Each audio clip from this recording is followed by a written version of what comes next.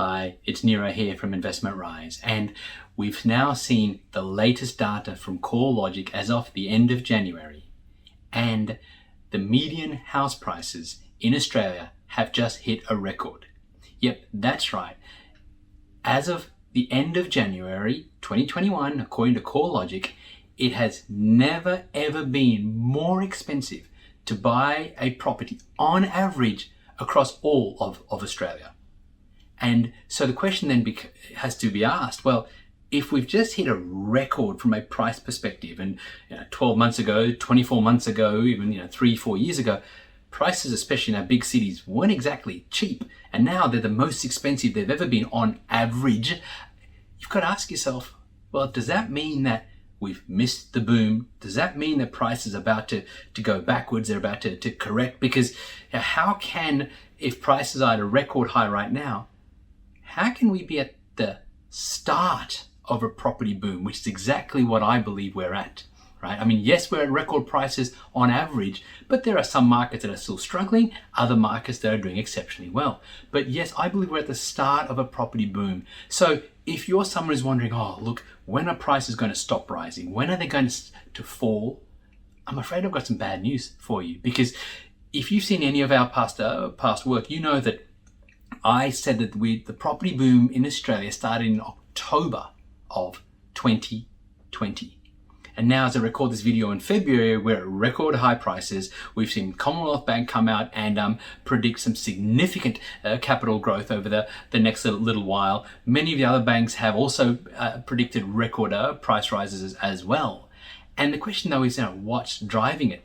Well, we know that if you've seen any of, again, my past work, I've talked about record low interest rates, access to credit, and the thing that so many people are not talking about, and I'm not seeing this in many of the mainstream media, is what the Reserve Bank of Australia is doing outside of interest rate movements. Right? I mean, we know they're at 0.1, maybe they may go to 0 later on this year, uncertain, but more importantly, they're just continuing this massive quantitative easing program, or QE program, at the rate of $5 billion a week. They've committed to doing that up until September of 2021. Personally, I believe they will keep going because they want to see the economy grow and they want to see it expand. But the other thing is, with the Aussie dollar currently being so strong, if they stop printing money, if they stop increasing the supply of money, the drawback for the RBA and I guess for the Australian economy is that then our Aussie dollar will rise in value so much, and that'll really have an issue for exports and obviously for our economy. So from that perspective, the RBA needs to keep printing money, but they're also aware that there will be consequences in terms of property prices are continuing to rise. I mean, they've come out and openly said that they do expect property prices on average to rise by 30% over the next 3 years. So you may have missed the very beginning of the property boom, but here's what I can tell you. If you're looking at quality areas, if you're looking at areas where there's good infrastructure, there's tight supply, and right now in many areas, we're having massive supply issues, there's massive undersupply. Well, it is almost certain that unless something changes out there, prices in 12 months' time and 24 months' time will be higher than they are today. Okay, so yes, you do need to do your research because there are certain shifts in this new boom that we haven't seen in previous booms. So you need to look at the right areas. But prices are certainly rising. But here's the thing again that some people haven't considered either. What normally causes a property boom in Australia? If the first answer to come to your mind was migration, you'd be correct. That's absolutely true. But right now, we've got virtually zero migration. Okay? And so the question has to be asked, well, what happens when all this COVID situation does go away? The vaccine is out there, whether you agree with it or not doesn't matter. The question is, what's going to happen when we overcome this pandemic, right? And here's what I'm betting on. I'm betting that we are going to have the highest immigration intake that we've ever had. Just go back through history, through every economic shock. After the global financial crisis, or GFC, what did the government do? They increased migration, which as a result drove up property prices. Go back to World War II. we increased our immigration intake, and there was a property boom after that.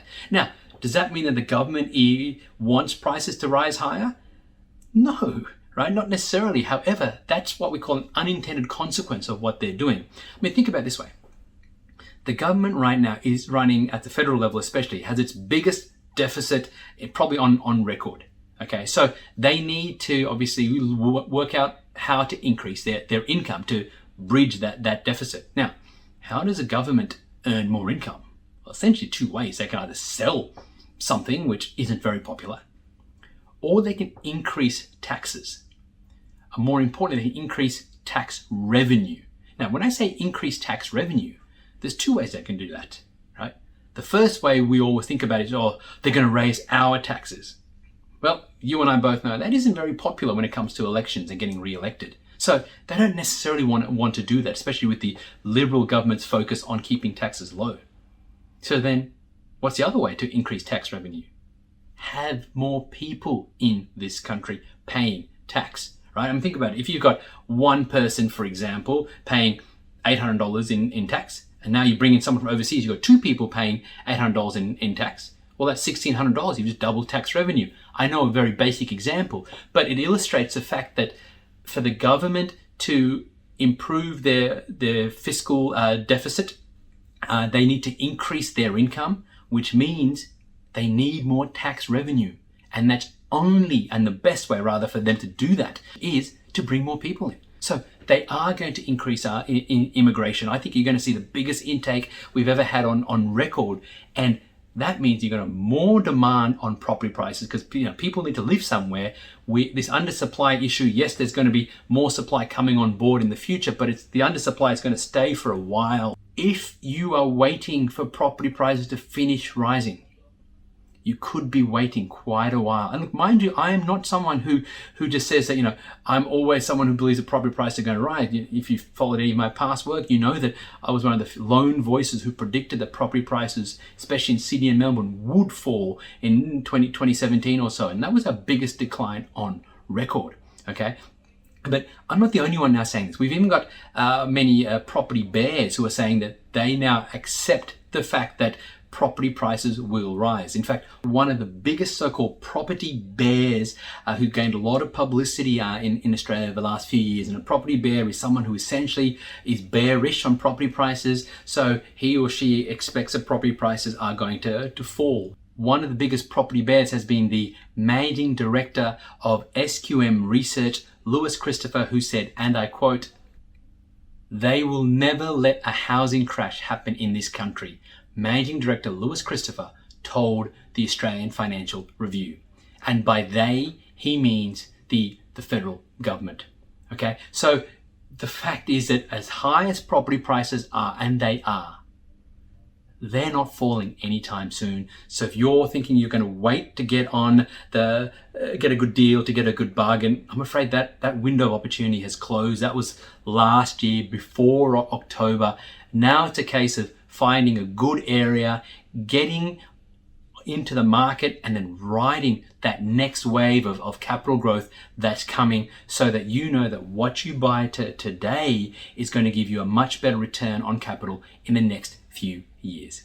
Hey, thanks so much for watching. If you found this video valuable and you're thinking you might like my help to help you find an investment property, then head on over to nerocall.com to discover our unique 5-step process that's helped my private client group purchase now well over $66.2 million worth of property. And then if you like what you see, you can book in for a half-hour phone consult with me personally. Either way, thanks again for watching.